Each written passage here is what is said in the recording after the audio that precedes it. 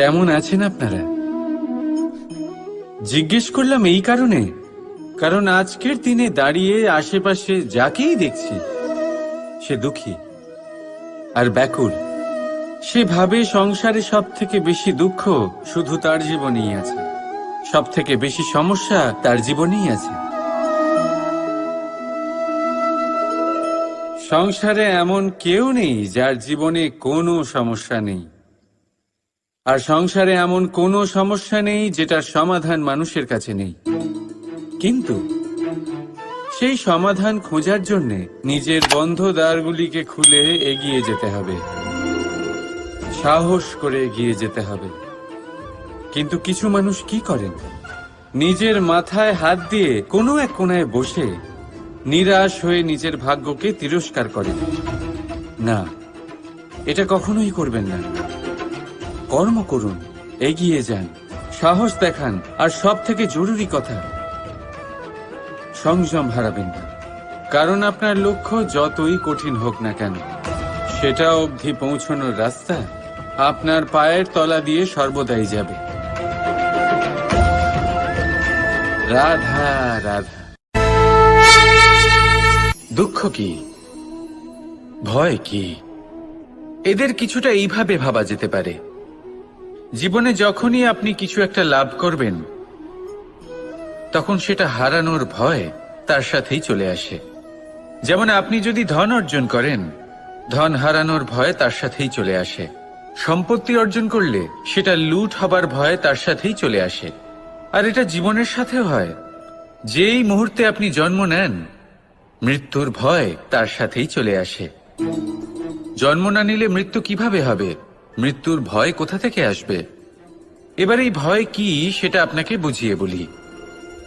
এই ভয় যদি মনের মধ্যে থাকে, জীবনে থাকে, তাহলে যা কিছু লাভ করবেন, সুখ, সম্পত্তি, সুবিধা, ধন, এইগুলি লাভ করার একটা আনন্দ থাকে, এদের সাথে জীবনযাপন করার একটা আনন্দ থাকে।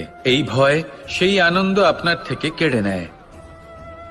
ধরে নিন কাল আপনার মৃত্যু হতে চলেছে। এবার কালকের মৃত্যুর ভয় আজই মনে পুষে রাখলে, তাহলে এই ভয় আজকের সুখ, আজকের শান্তি আপনার থেকে কেড়ে নেবে। ভয় এটাই করে। সেই জন্য মনে রাখবেন, ভয়ের সঙ্গ আপনি ত্যাগ করে দিলে জীবন যাপনের যে সুখ তা চিরকাল আপনার সাথে থাকবে। আসুন আর আমার সাথে ভালোবেসে বলুন, রাধা রাধা। দুঃখ এমন এক অনুভূতি যেটা আমরা চাই বা না চাই, আমাদের জীবনে এটা অবশ্যই আসবে। আমাদের মনকে বিব্রত করে তুলবে, আমাদের মনকে বিচলিত করে তুলবে। কখনো ভেবে দেখেছেন এই দুঃখ আমাদের জীবনে কেন আসে, কিভাবে আসে? যদি আপনি মন দিয়ে চিন্তা করেন, তাহলে আপনি বুঝতে পারবেন যে এই দুঃখের অনুভূতি পরিস্থিতির থেকে বেশি মানসিকতার থেকে বেশি আশেপাশের লোকজনের সাথে জড়িয়ে। কারণ আশেপাশের লোকজনেরাই আপনার জন্য পরিস্থিতি তৈরি করেন, যা ভালোও হতে পারে আবার খারাপও। আপনার আশেপাশের লোকজনেরাই আপনার মানসিকতাকে প্রভাবিত করে, হয় তাকে ভালো করে অথবা খারাপ করে। আমাদের জীবনের অর্ধেক দুঃখ এই কারণে যে আমরা তাদের উপরে আশা রাখি যাদের উপরে কোনো আশা রাখা উচিত নয়, আর অর্ধেক দুঃখ এই কারণে যে আমরা তাদের উপরে সন্দেহ করি যাদের উপর সেটা করা উচিত নয়। তাৎপর্য এটাই যে মানুষকে চেনার চেষ্টা করতে থাকুন। যেদিন আপনি এটা বুঝে যাবেন যে কে সুজন আর কে দুর্জন, সেই দিন এই দুঃখ আপনার জীবন থেকে দূরে কোথাও চলে যাবে। রাধা রাধা। আপনি কি কখনো কোনো জলের ধারা দেখেছেন? তার সামনে যতই মাটি থাকুক না কেন, যতই কাদা থাকুক না কেন, যখন এই জলের ধারা বইতে আরম্ভ করে দেয়, তখন এই কাদাকে নিজেই ধুয়ে নিয়ে যায়। ওই কাদাকে ধুয়ে দেয় এবং নিজের পথ নিজেই তৈরি করে নেয়। তাহলে আপনিও এরকম জলের মতো হয়ে উঠুন। যদি হয়ে উঠতে পারেন, তাহলে নিজের মনের, নিজের ভাবনার, নিজের জীবনের যত অনাবশ্যক তত্ত্ব আছে, অনুপযোগী অংশ রয়েছে, অর্থাৎ অপরিষ্কার অংশ রয়েছে, তা নিজে থেকেই নির্মল হয়ে উঠবে। আর যেরকম জলের ধারা কখনো থেমে থাকে না, সব সময় বয়ে চলে, সেইভাবে আপনিও কখনোই থামবেন না। সব সময় বয়ে চলুন, এগোতে থাকুন। পথে যদি অনেক বিপদ আসে, সমস্যা আসে, থামবেন না, তার উপর নিরন্তর প্রহার করুন, নিরন্তর প্রয়াস করুন আর অগ্রসর হন। আপনি ভেবে দেখুন, এই জলের ধারা কখনো থেমে থাকে না, সবসময় বয়ে চলে, বিপদের সম্মুখীন হয়ে তাকে সাথে বয়ে নিয়ে চলে। সেই জন্য জলের ধারা, প্রবাহমান এই ধারা, এর থেকে কখনো দুর্গন্ধ আসে না, এতে কখনো ময়লা জমতে পারে না, বরং পালিত হয় সুন্দর প্রাণবন্ত জীবজন্তু, যেমন সুন্দর ছোট মাছ। তাই আপনিও এটাই করুন, কখনো থামবেন না, শুধু চলতে থাকুন, জলের ধারার মতো বইতে থাকুন। আপনি আপনার লক্ষ্য অবশ্যই খুঁজে পাবেন, আর তার সাথে নিজের অন্তরের যে মালিন্য রয়েছে তা আপনি নিজেই নিজের থেকে দূরে করে দেবেন। তাহলে আসুন আর আমার সাথে ভালোবেসে বলুন, রাধা রাধা। এই সংসারে আমাদের জীবনের সবথেকে বড় দোষ কি আপনি জানেন? কেউ বলবেন লোভ, কেউ বলবেন লালসা, কেউ বলবেন অসত্য। দেখুন, দুঃখের মূল কারণ হলো পরিশ্রম না করা। কিছু মানুষ ভাবেন যে আমি জীবনে কোনো পরিশ্রম করব না, অথচ আমি সবকিছু প্রাপ্ত করতে চাই। আর এমন এক কারণের জন্যই দূতের মতো খেলা আমাদের জীবনে প্রবেশ করার সুযোগ পায়। দূত, এই দূত আসলে কি?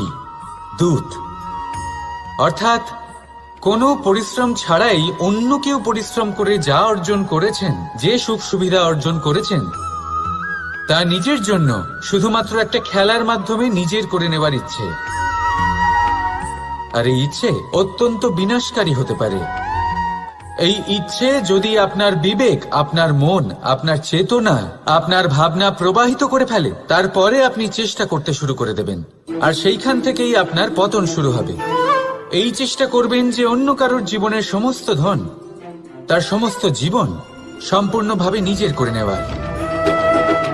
কারণ প্রথমে আশা জাগ্রত হয়, আর এই আশা হতাশায় পরিণত হতে সময় লাগে না। এই হতাশা কুণ্ঠায় পরিণত হতে সময় লাগে না, কুণ্ঠা লোভে পরিণত হতে সময় লাগে না, আর এই লোভ প্রতিশোধ স্পৃহাতে পরিণত হতে সময় লাগে না। আর যখন এই সব কিছু হয়, আপনি দুষ্ট হয়ে যান। আর সবাই জানেন যে প্রত্যেক দুষ্ট ব্যক্তির পতন হলো অবশ্যম্ভাবী। তাই নিজেকে দূতের থেকে দূরে রাখুন আর পরিশ্রমকে নিজের কাছে টেনে নিন। জীবনে আপনার যা যা স্বপ্ন রয়েছে, যা আপনি করতে চান, শুধুই পরিশ্রম দ্বারা অর্জন করুন। তাহলে তাই করুন, আর আমার সাথে ভালোবেসে বলুন, রাধা রাধা। জীবনে সবসময় সেটা হয় না যা আমরা চাই, তেমন ভাবে হয় না যেমন ভাবে আমরা চাই। এবার তাতে আমরা দুঃখ পাই, নিরাশ হয়ে পড়ি, ভাগ্যকে দোষ দিই অথবা অন্য কাউকে বা নিজেকে। কিন্তু সত্যটা কি, সেটা আমাদের জানতে হবে। এই সংসার নির্মিত হয়েছে পাহাড় দ্বারা এবং পাথর দ্বারা, তাই প্রত্যেক স্থানে ছোট ছোট ছোট ছোট নুড়ি পাথর তো অবশ্যই থাকবে। এগুলো এড়িয়ে যাওয়া সম্ভব নয়, আর এই কথাটা আমরা সকলে জানি। এবার এইভাবেই আমাদের জীবনে নানান রকমের সমস্যা লেগেই থাকে। এর হাত থেকে কোনোভাবেই নিস্তার পাওয়া সম্ভব নয়। একটা সমস্যা এড়াতে যান, দ্বিতীয় চলে আসবে, দ্বিতীয় সমস্যা এড়াতে যান, তৃতীয় চলে আসবে। কিন্তু সমস্যা জীবনে থাকবেই, আর আপনাকে সাহায্য করার জন্যই থাকবে কোনো না কোনো রূপে। আপনার চারপাশে পাথর আছে, এটা আপনার উপর নির্ভরশীল আপনি কি করবেন, কোন পথে অগ্রসর হবেন এবং কিভাবে অগ্রসর হবেন। এবার দেখুন, এটা তো সবসময় সম্ভব নয় যে আপনার পদতলে ফুলের চাদর থাকবে, এটা তো অসম্ভব। সেই জন্য উচিত এটাই হবে যে আপনি পাদুকা পরিধান করে জীবনে অগ্রসর হন। এর সারমর্ম এটাই, যখনই জীবনে সমস্যা আসবে দৃঢ় হয়ে সম্মুখীন হন এবং এটা বোঝার চেষ্টা করুন যে এই সমস্যা জীবনে কেন এলো, কি শিক্ষা দিয়ে গেল। আপনার মধ্যে দোষ অবশ্যই থাকবে, তাকে গুণে পরিবর্তিত করুন। এই জীবন আরো বেশি সহজ সরল হবে এবং প্রসন্ন হয়ে বলবে, রাধা রাধা। বিন্দু বিন্দু জলেই সাগর নির্মাণ হয়। এবার এই কথা আমরা সকলে জানি। আপনি কি এই কথাটা জানেন যে ছোট ছোট সুখের দ্বারাই বড় সুখ লাভ করা যায়? একজন বাবাকে দেখুন, সন্তানের জন্ম থেকে তার যুবক হওয়া পর্যন্ত তার সাথে ছোট ছোট সুখ যাপন করেন। এই ছোট ছোট সুখগুলি তাদের প্রেমের সম্পর্কে গভীরতা নিয়ে আসে এবং প্রেমের এই গভীরতা তাদের জীবনে বড় সুখ নিয়ে আসে। এটা ঠিক সেই রকম যেরকম বিশাল এক সমুদ্রে, গভীর এক সমুদ্রে অমূল্য রত্ন খুঁজে পাওয়া যায়। এটাও ঠিক সেই রকমই। সেই জন্য জীবনে বড় বড় সুখের খোঁজ করতে গিয়ে সময় নষ্ট করবেন না। এই যে ছোট ছোট সুখ আছে, এগুলোকে যাপন করা শুরু করুন, এগুলোর আনন্দ লাভ করুন, এগুলো নিয়ে উৎসব পালন করুন। প্রেমের গভীরতা বুঝুন আর এই গভীর প্রেমে মন নিমজ্জিত করুন। তারপরে দেখুন এই মন আর এই জীবন সুপ্রসন্ন হয়ে বলবে, রাধা রাধা।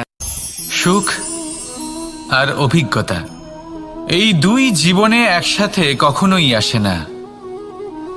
মনে রাখবেন, যেখানে সুখ থাকে সেখানে অভিজ্ঞতা থাকে না। আর যখন এই সুখ আমাদের জীবন থেকে দূরে চলে যায়, তখন আমাদের জীবনে আসে এই অভিজ্ঞতা। পরমাত্মা, প্রকৃতি, নিয়তি এই অভিজ্ঞতাকে আমাদের জীবনে পাঠান যাতে আমরা একটা অত্যন্ত গুরুত্বপূর্ণ শিক্ষা, একটা জ্ঞান প্রাপ্ত করতে পারি। এই অভিজ্ঞতা আমাদের শেখায় যে অতীতে এমন কি হয়েছিল যা আমাদের করা উচিত হয়নি।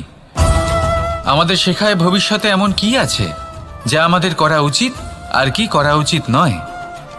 দেখতে গেলে এই অভিজ্ঞতা আমাদের সেই শিক্ষা দেয় যার জন্য আমরা সুখের দিকে উচিতভাবে অগ্রসর হতে পারি। সেই জন্য জীবনে যখনই দুঃখ আসবে, দুঃখের এই সময় আসবে, তখন হতাশ হবেন না। বোঝার চেষ্টা করুন এই পরিস্থিতি কেন এসেছে, কি শিক্ষা দিতে এসেছে। যদি আপনি সেই জ্ঞান লাভ করেন, সুখের পথে অগ্রসর হন, তাও উচিত রূপে, তাহলে এই অভিজ্ঞতার উদ্দেশ্য পূরণ হয়ে যায়। তাহলে আসুন আর আমার সাথে ভালোবেসে বলুন, রাধা রাধা। জীবনে শিখরে পৌঁছানোর জন্য মানুষের কি প্রয়োজন হয়ে থাকে? সিঁড়ির। কিন্তু তাও প্রত্যেক মানুষ, প্রত্যেক ব্যক্তি শিখরে পৌঁছতে পারেন না। এর কারণ কি? কারণ একটা হতে পারে যে মানুষ কল্পনা করতে থাকেন কিন্তু সিঁড়ি খুঁজে পান না। কিছু মানুষ খুঁজে নেন কিন্তু তা পেয়ে এতটাই প্রসন্ন হয়ে যান যে তারপর আর কোনো কর্মই করেন না। খুব সোজা ব্যাপার। অনেক মানুষ সিঁড়ি খুঁজে পান না, আর যদি পেয়েও যান তাও যতক্ষণ না তাতে চড়ছেন সেই শিখরে পৌঁছবেন কি করে? যতক্ষণ না আপনি পরিশ্রম করছেন, যতক্ষণ না সেই সিঁড়িতে আপনি চড়ছেন, যতক্ষণ না ক্লান্ত হচ্ছেন, আপনার পায়ে হাঁটুতে ব্যথা না হচ্ছে, ততক্ষণ এই শিখরে পৌঁছানোর সৌভাগ্য লাভ করতে পারবেন না। তাহলে কল্পনার সাথে কর্ম করুন, পরিকল্পনার সাথে পরিশ্রম করুন, সব কিছু পাবেন। আসুন আমার সাথে ভালোবেসে বলুন, রাধা রাধা।